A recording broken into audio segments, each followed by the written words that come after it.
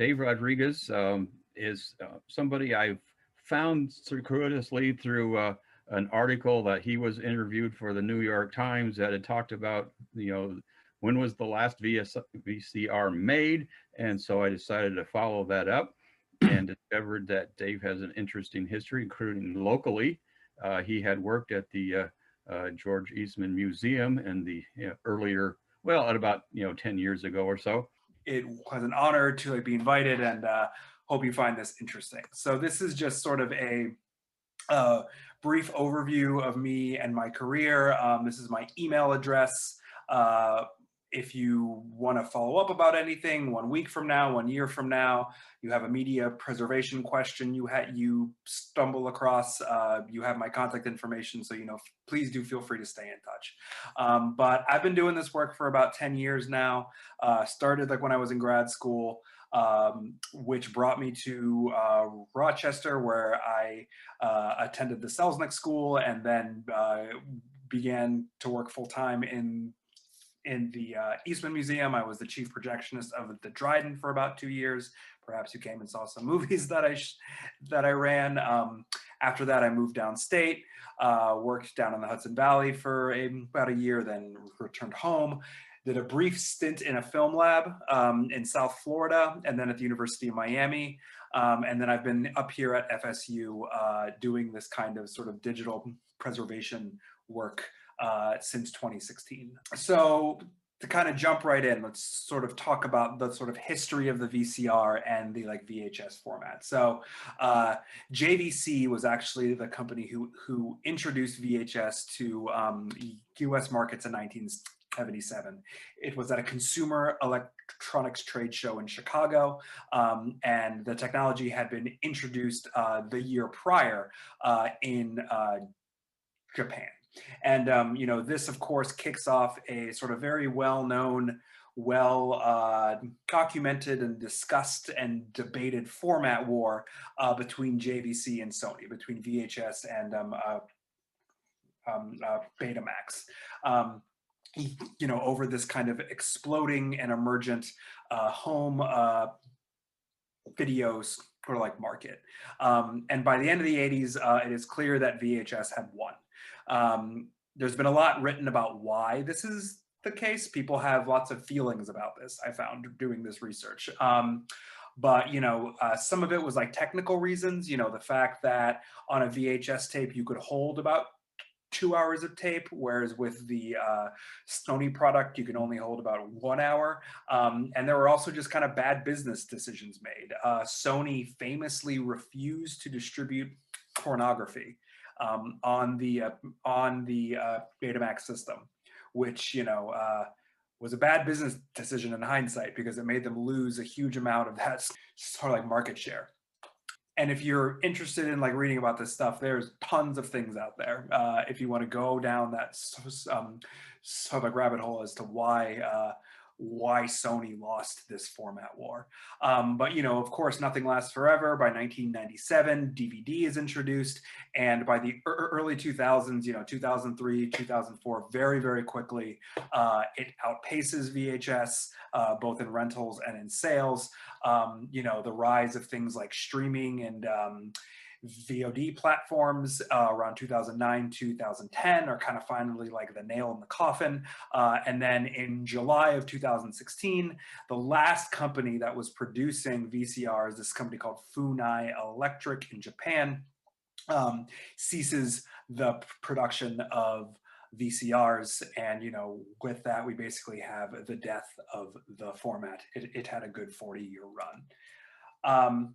So jumping into kind of literally the guts of a VCR and sort of talking about how it works. This image on the left here kind of gives you a high-level schematic of what's going on about when you insert a VHS tape into your VCR. A VHS tape and similar sort of cassette-based formats is basically just a reel-to-reel tape system shoved inside of a plastic box. And inside the VCR, you have a number of these slant pins and guide rollers and pinch rollers that kind of reach in, grab the tape out of it and just ensure that it has a nice smooth tape path through the like, various heads that read and write information on the like, magnetic tape. The diagram on your right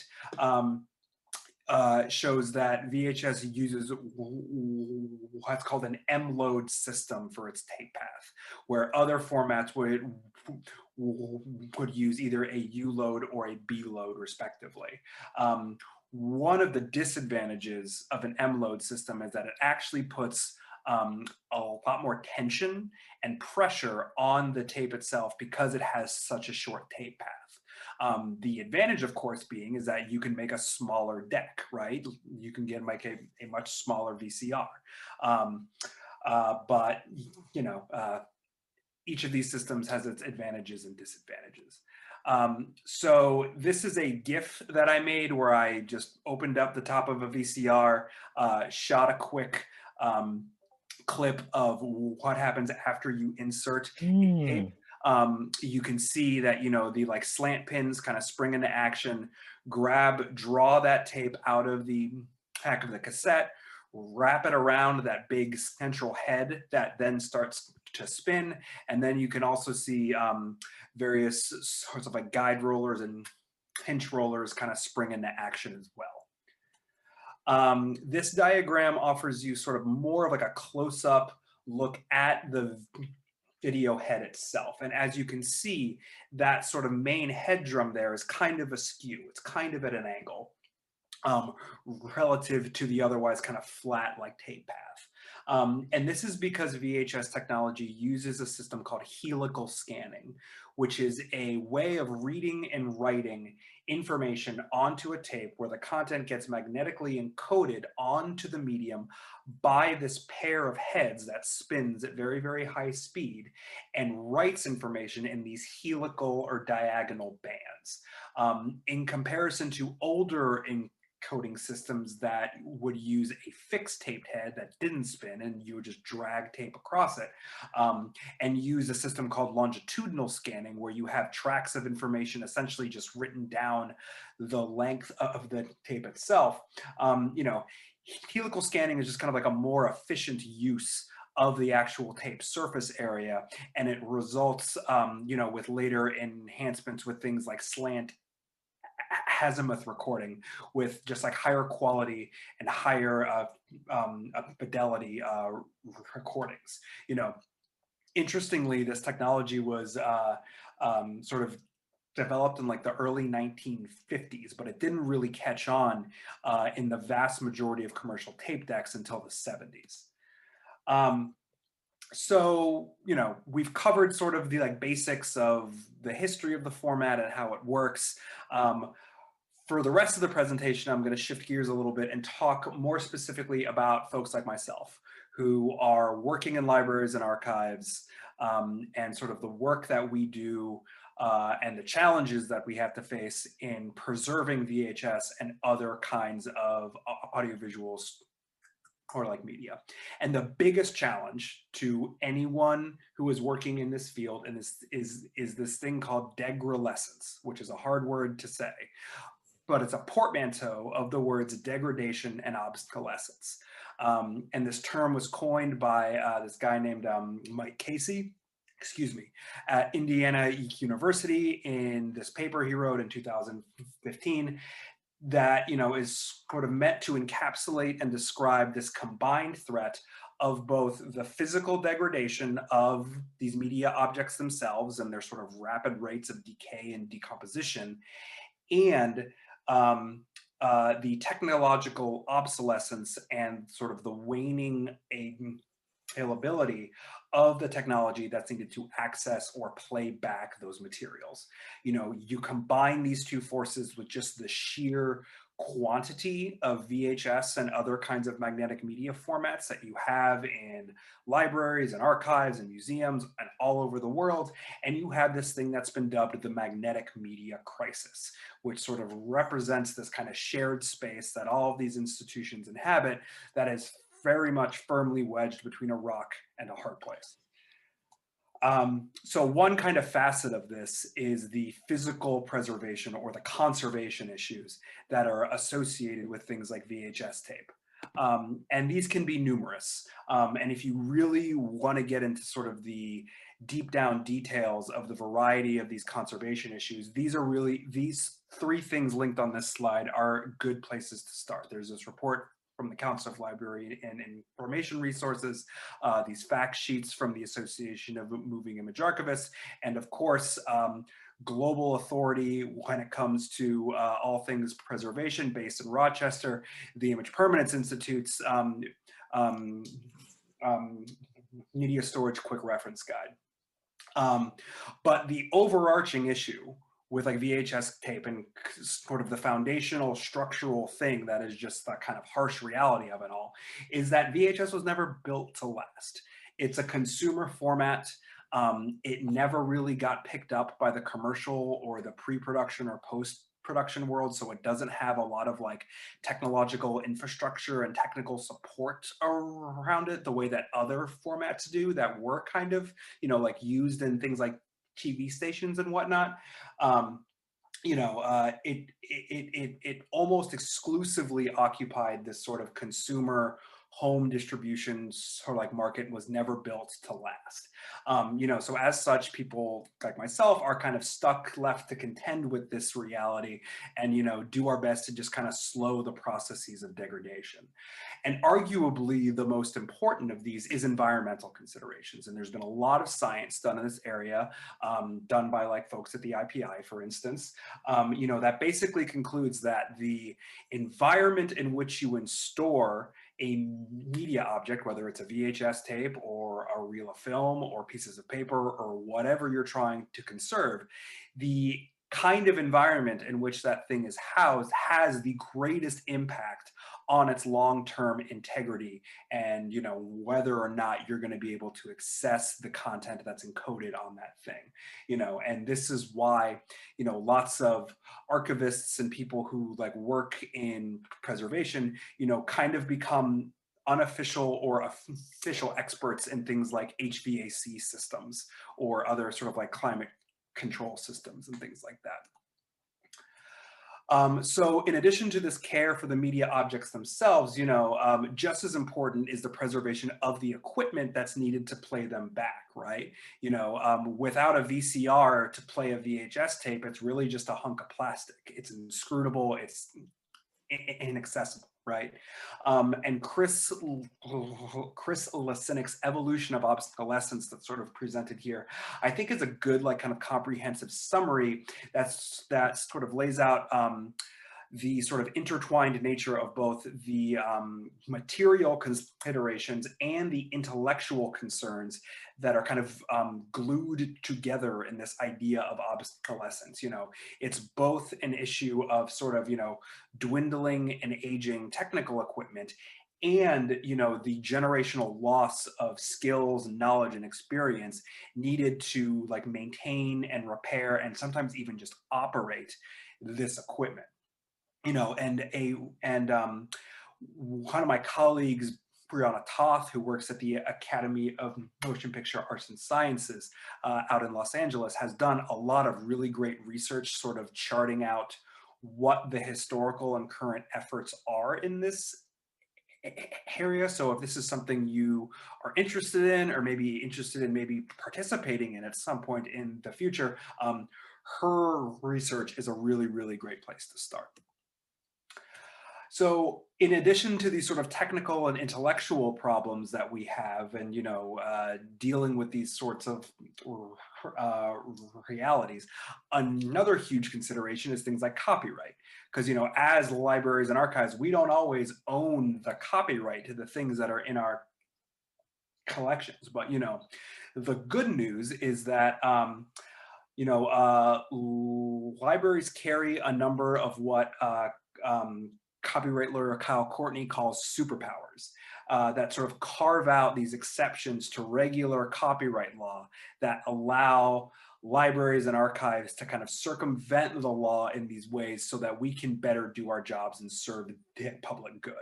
And Section 108 is a major one of these. And basically subsection C of this statute states that, you know, if you're a library and you own a title and it's on an obsolete format and you can't buy, or there isn't a new non-obsolete replacement for it that you can buy at a reasonable price, you know, you can basically circumvent copy law and make a actually make up to 3 digitized copy of that work.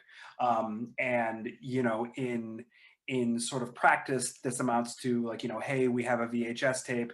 Is there a DVD? Is there a Blu-ray? Or is there a streaming copy? If no, then yes, we can make our own copy in-house.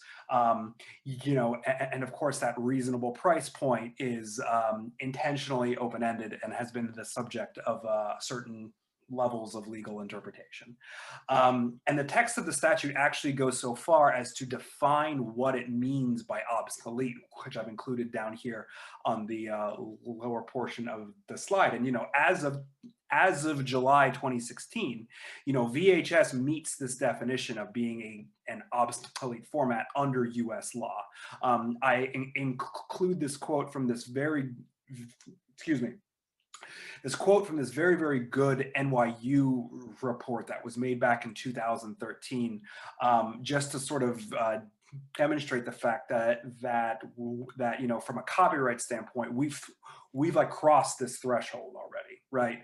I would still encourage you to like read this report, even though it's slightly out of date. But you know, unless VHS kind of sees a similar resurgence, you know, to what has happened like with like records and people buying and distributing music on vinyl, you know, in the past 20, 25 years, and, you know, big corporations decide like, hey, like the kids love VHS tapes, so we're going to start making VCRs again.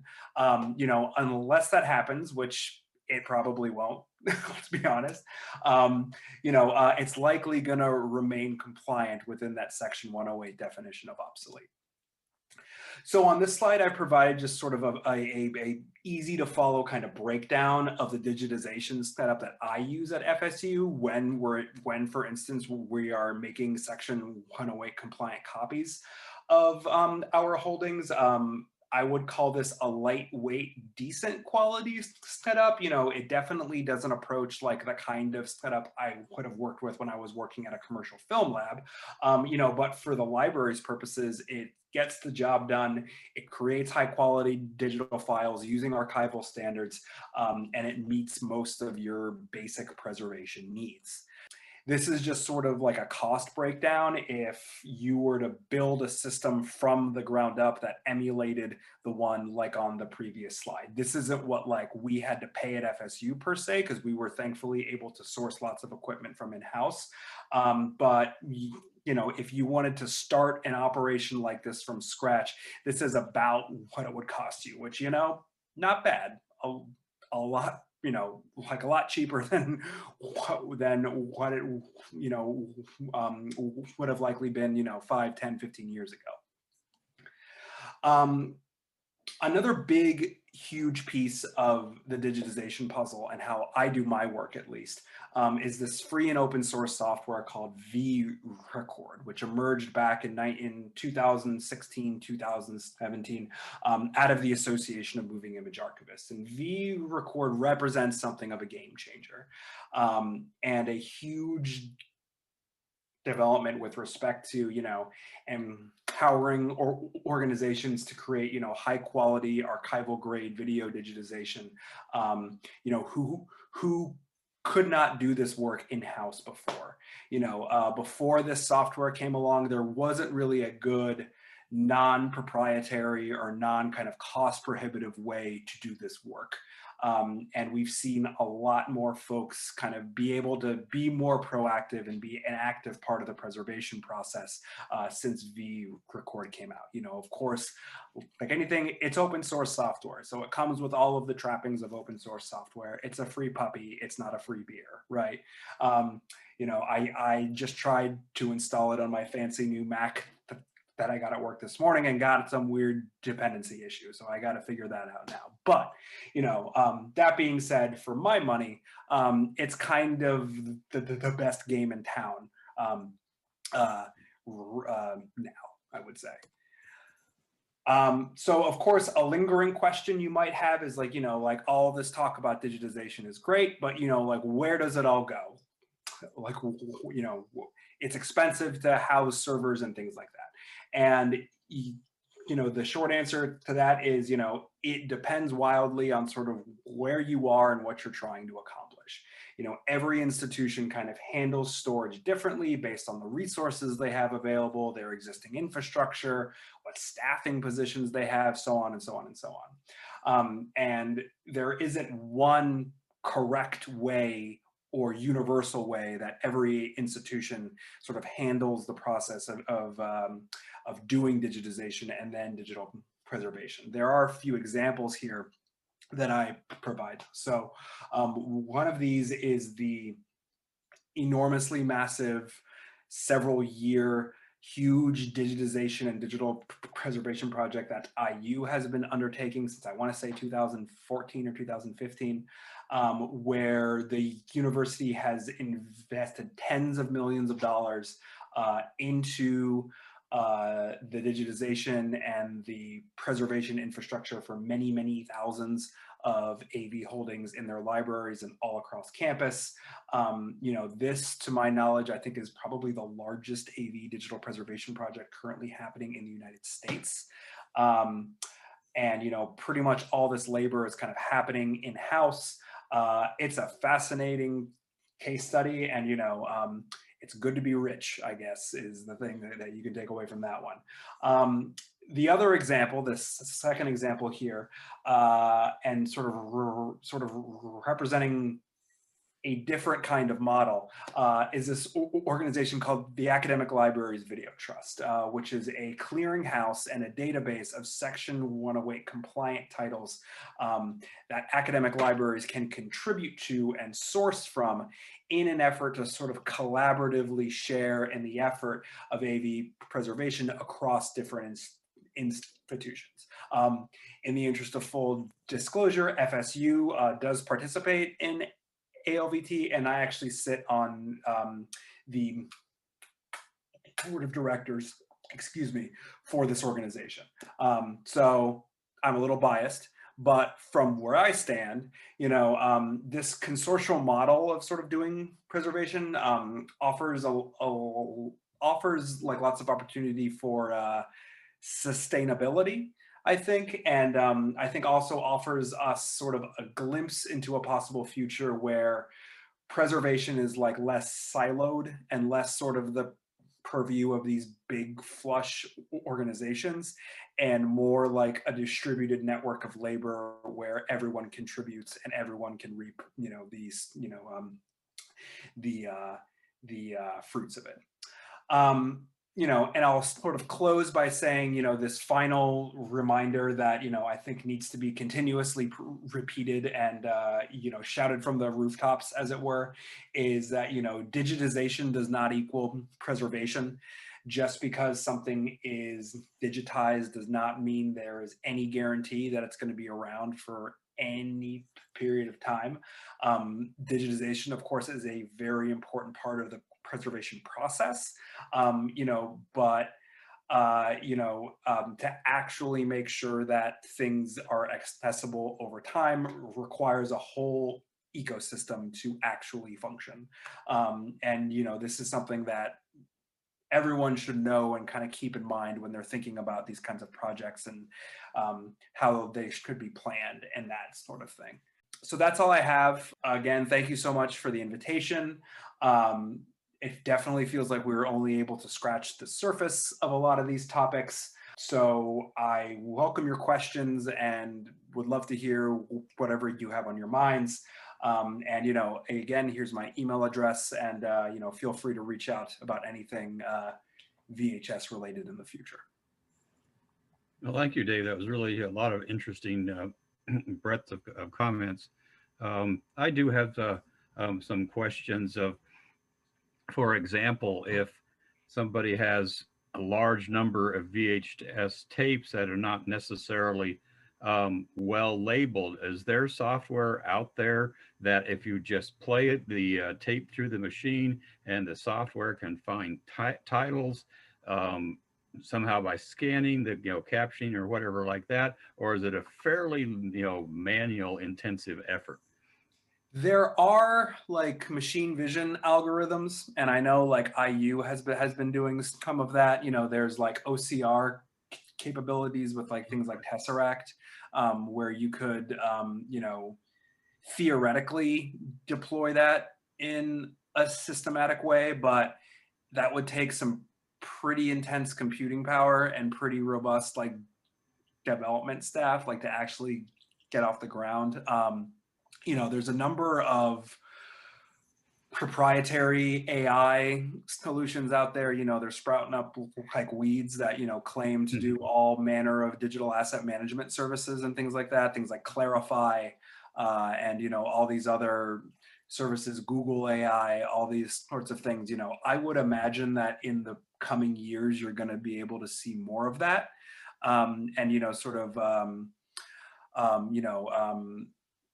I know if you go to the MDPI website, that big IU project, they have kind of like a breakdown of the AI technologies that they're doing, to sort of do exactly what you're saying. Like if you have, footage of someone walking through a city and, there's a number of signs and, it being able to read the signs and extracting that, for the purposes of indexing and discoverability, that sort of thing. So they do exist, but I think right now they're in the upper echelons of who can actually afford them and who can actually implement them. Yeah, whereas I have more hours than money, I'm stuck with the manual method. Yeah, and I mean that's honestly how most people still do it. That's Yep. how that's how it's got to be done. We don't have an AI that can like watch a movie and tell you like this is what it's about and these are the characters' names, right? And this is where they are. Like all that's like meaningful descriptive information still requires a human Yep. intervention. Yeah. Fortunately, I guess. Fortunately, we're not there yet. I don't know. Like I don't. But Yeah. Yeah. There's better things to do with all that compute power. But sure. Mm-hmm. oh, a second question that I had, you had mentioned about the other formats, VHS being more consumer oriented Yeah. versus, televisions use the half inch, 3/4 inch, even a full inch, video tape formats. Were those made out of better materials? Is that technology? If a TV station says, okay, we have an archive of tapes, Yeah. are those going to be around longer?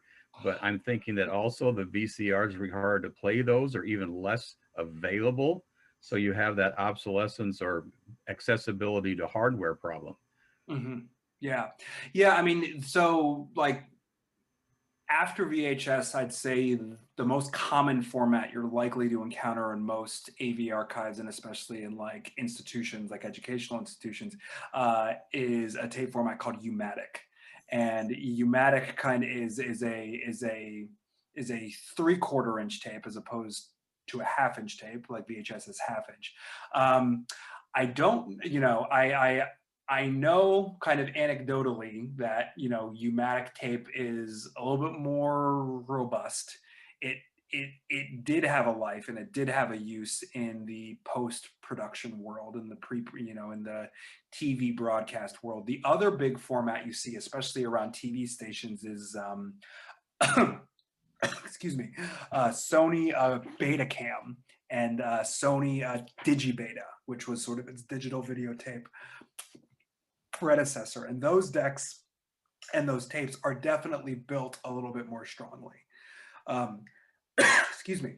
It's those tapes are definitely more, they were built for a production and post-production environment. You know, a lot of newsreel footage in the 80s and even into the 90s was shot, you know, with a Sony Digibeta tape on your shoulder, you know, like we're running through a camera. Or not, that wouldn't have been Digibeta, that would have been SP. But yeah, so, you know, those are the those I'd say were the more common ones that you're likely to encounter, you know, digging through any audiovisual archival collection. Before that, you know, you get into like a lot of the open reel stuff. So like the quadruplex and the Ampex, you know, 1.5 inch, 2 inch, and you know, for, you know, between the 1950s and the 1970s, you know, that was sort of the heyday of the open reel format.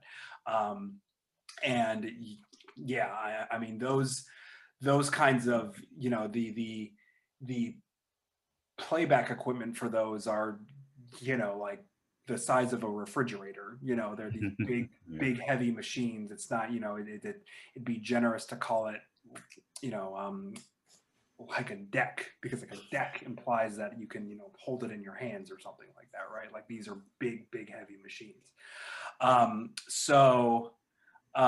Yeah, but, you know, from the cassette world, U-matic and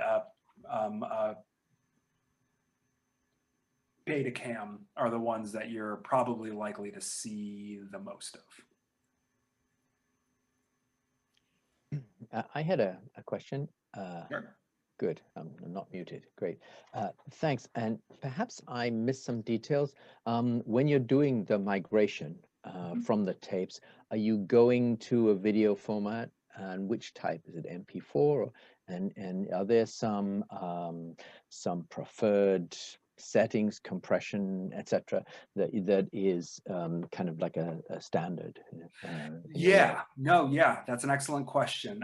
Yeah, there are a number of standards out there, you know, in terms of, you know, and, you know, to say that they're standards, you know, this is a flexible term. You know, I think Sure. there's a number of like best practices, and it's not like, you know, you must use this one format all of the time. I think there's more sort of, you know, there's like higher level abstractions around this. So like, you know, the idea that when you're capturing, you want to capture in as lossless of a format as possible. You don't want to apply any kind of compression, or as little compression as possible at the point of capture, in order to get the highest quality signal from that source machine. Like, you know, when you're thinking about digitization, you know, it's helpful to think about it like as a derivative. Like, it's not a copy so much, is that you are deriving a digital signal from an analog one. So, you know, it's trying to make that digital object as close of an experience as possible to the original. So, you know, using lossless compression is one, and you know, using containers that are open source, so you're not like bound to one particular media playback environment. This is something, you know, like people have a lot of issues with, like the MOV container, for instance, because it's an Apple codec, or because it's an Apple container, right? Whereas something like MKV is an open standard, and folks say, like, you know, encode to MKV. You know, the sort of newest line of thinking really favors the combination of this codec called FFV1, which is an open source, open standard, lossless codec in an MKV wrapper. So, you know, a .mkv file as opposed to a .mp4 or a .mov file. You know, theoretically, at least, that, you know, that combination of codec and container offers you like a completely open standard, so it's presumably, you know, going to be playable forever, but also gives you, with the FFV1 codec, lossless compression. The problem is that, you know, for me, I'm doing this stuff on my MacBook. It takes a lot of computing power to encode FFV1 while it's also doing capture on the fly. So I capture actually a 10-bit uncompressed file, which is huge. And basically, for the purposes of preservation, I take that as the like master file, and then from that, using a framework called FFmpeg, I then transcode much lighter weight derivatives that I then upload to ALVT.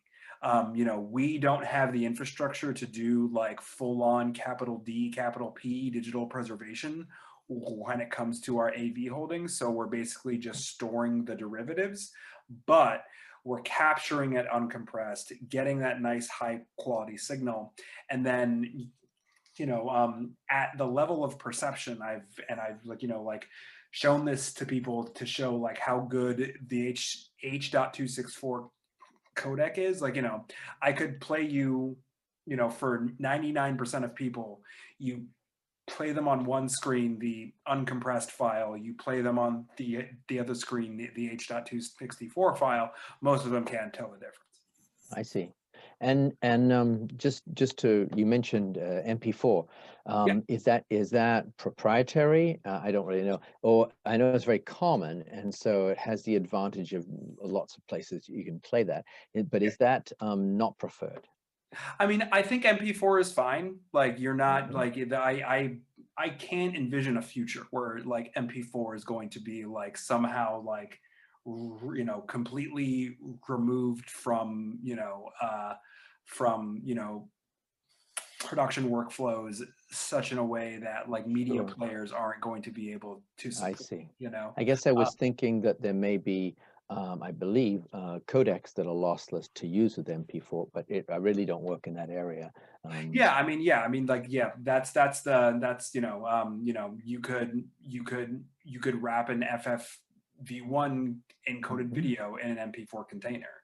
Oh, okay. You know, you can wrap it in an MOV container. That's the beauty of containers. It's just like, you know, it's, you know, it is just your house. And I have to explain this to people sometimes who are not AV sort of like minded, because they think like, well, it's an MOV file and I have an Apple, like, why isn't it playing? And it's, well, you know, like, what weird codec is sitting on the inside of that MOV file that's, you know, that's like making it, you know, screw up your system or whatever. That happened to us, you know, a couple of years ago. There was a dance professor who had shot a bunch of things that he wanted to put in the institutional repository, and the digital archivist couldn't get these files to load. And it's like, it's an MP4 file or an MOV file. I don't remember. It should be fine. And then, you know, I, you know, took the files, you know, sort of like peered under the hood, and, you know, because he edited them in Avid or some weird software, you know, it spit out this weird Sony codec that the institutional repository, you know, like just didn't like. And, you know, from the outside, it's like, it's an MOV file, it should play fine. But, you know, because of that weird codec that was in there, which, like, you know, Sony's kind of notorious for making those weird things that only work with other Sony stuff. You know, you know, it wasn't doing what we were expecting it to do. So. Okay, thank you. Yeah. So I have a question about, you talked about the environmental storage of VHS tapes. What's some of the critical factors there? What would be the best storage conditions? Is it temperature, humidity, light? What would be the best way to preserve them? In a freezer or in an oven? Cool, well, certainly not in an oven. Generally, the cooler and drier, the better. With magnetic media, you don't want to freeze it, because freezing can damage the plastic base of a lot of magnetic media tape. You know, you can freeze like acetate film sometimes, like film, like, you know, because like, you know, like like, you know, it's something we like used to do with like Eastman House, you know, like if you have a film negative that's on an acetate base, but, you know, it's decomposing, you can freeze it and actually halt that decomposition process. You could do that and technically halt the decomposition process with VHS tape, but you would also probably severely damage it in the process. And also just because of the other plastics and things like that that are involved in the cassette body. But generally cool and dry. The cooler and drier you can, you know, you can store these things, the longer they're going to last. You know, heat and humidity are the things that, you know, accelerate the aging process and accelerate the decomposition process more than anything else. You also, you know, you mentioned light as well. Light can also, you know, if you leave a VHS tape unexposed in an open window for weeks and weeks and weeks, it'll probably have a negative effect on the actual like tape base as well. So you know, you solve that by just like having it in sleeves or having it in like boxes and things like that. And what degrades? Is it the signal strength, or is it actually the media, the tape itself degrades? Both. I mean, you know, when you have the actual physical substrate of the tape itself decomposing, essentially what happens is the chemical glue that's holding all of those magnetic particles in place begins to loosen, and then from there you get signal loss. You know, so it's you know, the actual physical integrity of the base itself and the sort of chemical glue that holds all those magnetic particles in a certain orientation. You know, as soon as that goes, you know, you start to lose information. But yeah, you know, generally cool and dry, Okay. as best as you can. You know, generally inside your house is preferable to in your garage. You know, you know, I live in Florida where it's very hot and humid all the time. Like I would never want to store things for a long time in a non-climate controlled environment. You know, in places like Rochester, you know, you probably don't have that problem. But again, you don't want it to freeze either. But yeah, heat and humidity are the two biggest things.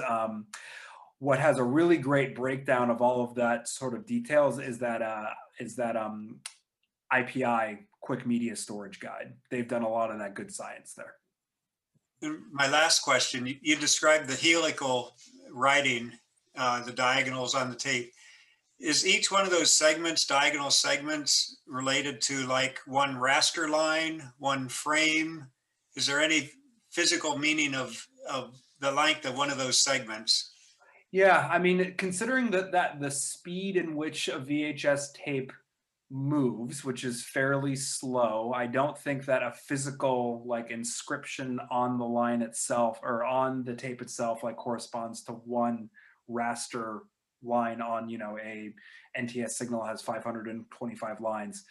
You know, I don't believe that's the case. That's actually a very good question. Like how much data is encoded in one stroke of a slant azimuth scan? I actually don't know the answer to that question. That's fine. Yeah. Thank you.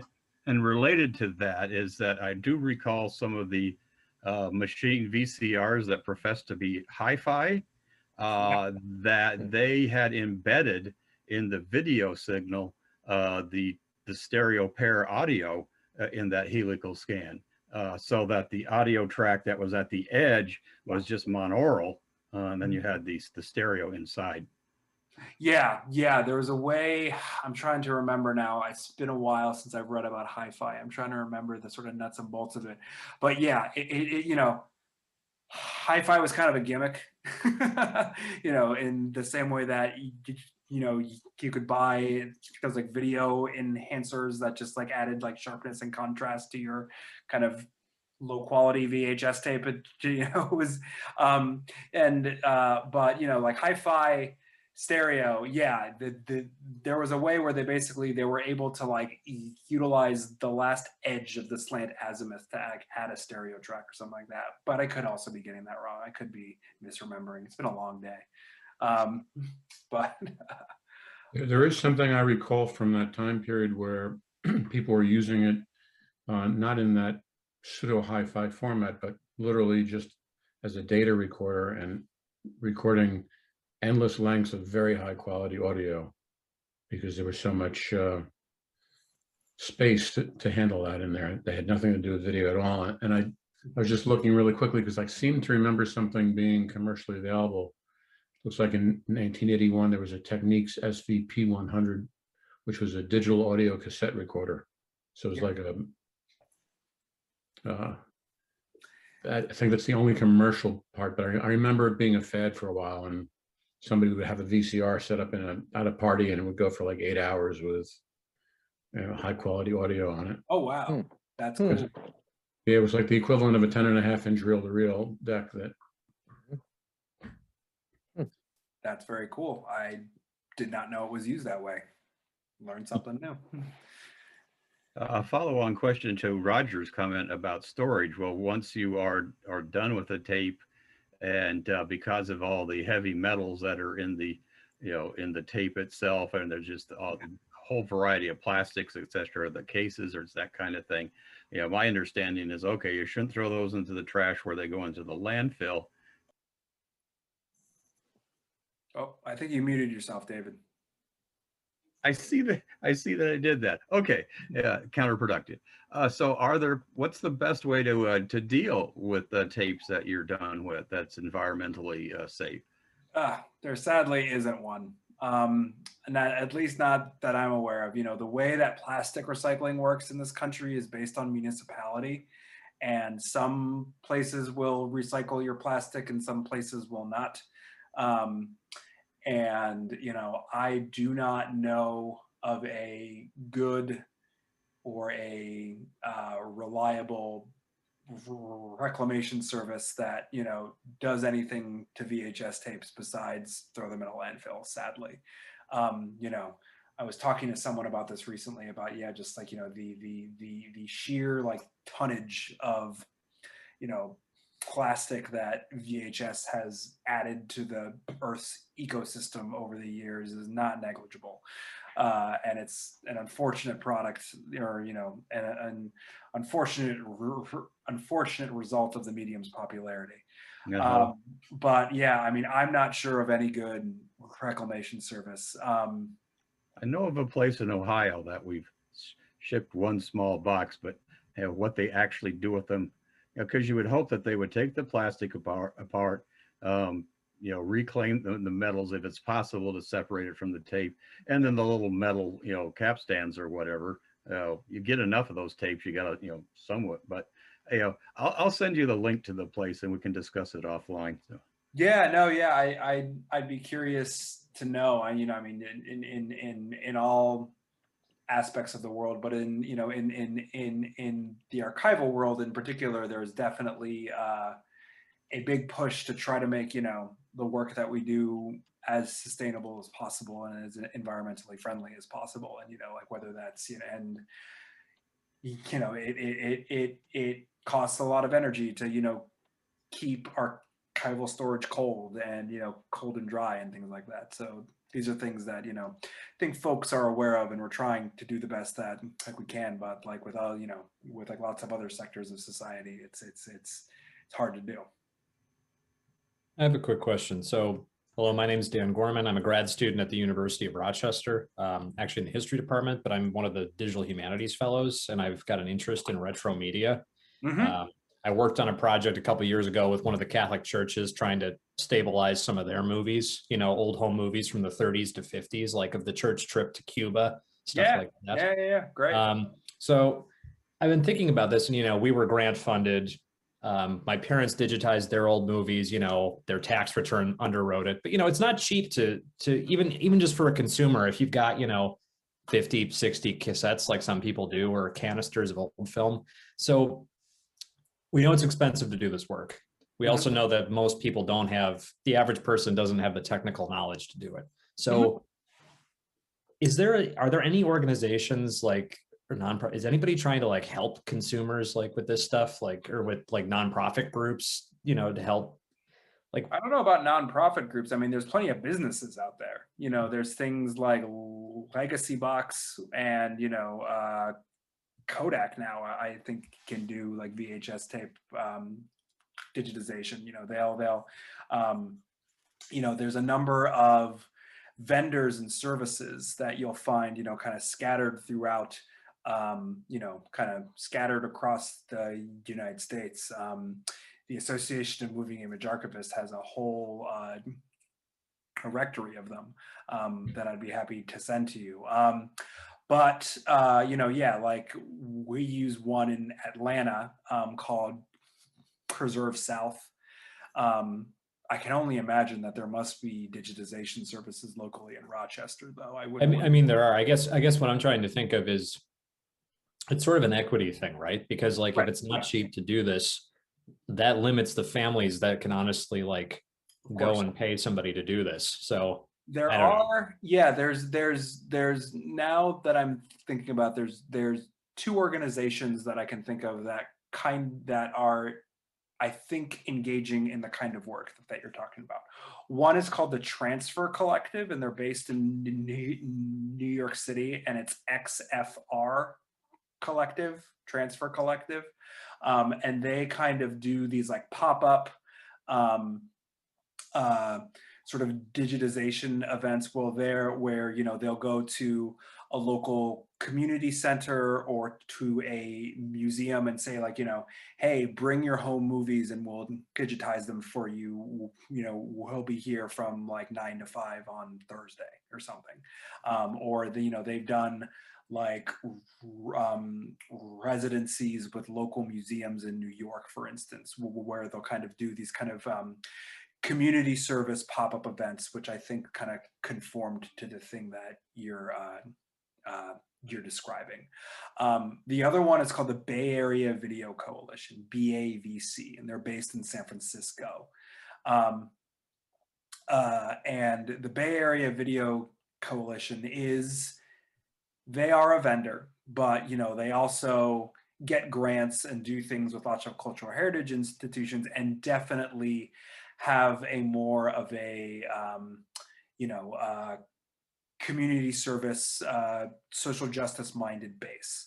And they do lots of these kinds of projects as well. Interestingly, the BAVC is also, they're engaged, or they just got a huge grant from the NEH to put on a series of workshops that's trying to address this issue of sort of like knowledge obsolescence. So like holding workshops and doing seminars and things like that about like legacy deck repair. So, you know, someone like myself who's, you know, maybe only opened up a U-matic deck and like worked you know, with it a few times when I was a student at the like Eastman House, you know, can actually have those skills and carry them forward down in the future. So yeah, those are the two organizations that come to mind right now. There are probably others. I think they tend to be around like larger cities, but those are the two ones that I'm most familiar with. Are there any other questions or comments? I've got one, maybe small one or even off-topic question, but when I think of playing a VHS tape, I recall some of the noise and other problems that were happening even before I put it in the player. So when you describe this very careful lossless encoding, I really respect wanting to not lose any more. But are there any standard or ethical or whatever steps to clean up some of the garbage before you carefully losslessly encode it? You're at, so You're asking a question that is ethically interesting to lots of archivists, because in the act of preservation, there is often this line that gets, there is this line that is sometimes treaded where it's like, it's like how much of what you're doing to this piece of media to clean it up is like, is an act of restoration, like we're like restoring the thing to its original form, and how much of it is like value added stuff. And the most recent example of this is there's been a number of these things, it's like, well, someone took film footage shot in the 1900s and used AI to turn it into 4K and sped up the frame rate and added color and did all these things, like you think about other things like Ted Turner colorizing movies in the 1980s and stuff, right? So this question that you're asking is an interesting one. And I think that the answer I'm going to give you is not specific, because I think every sort of instance of this needs to be addressed accordingly. But if there's a way to like clean up the signal in so much that like I just need to see like what's on it, if there's a way to do that that isn't affecting like the physical object itself, because like I was saying earlier, like most of the damage and the snow and things like that that you see on a magnetic media object when you play it back is in fact due to like physical damage and or just the physical qualities of the thing itself. So for like there's some ways of cleaning that up, but I think most archivists would say when you're capturing something, you want to capture it in its raw, in its real state. You're sort of preserving that object as it is right now.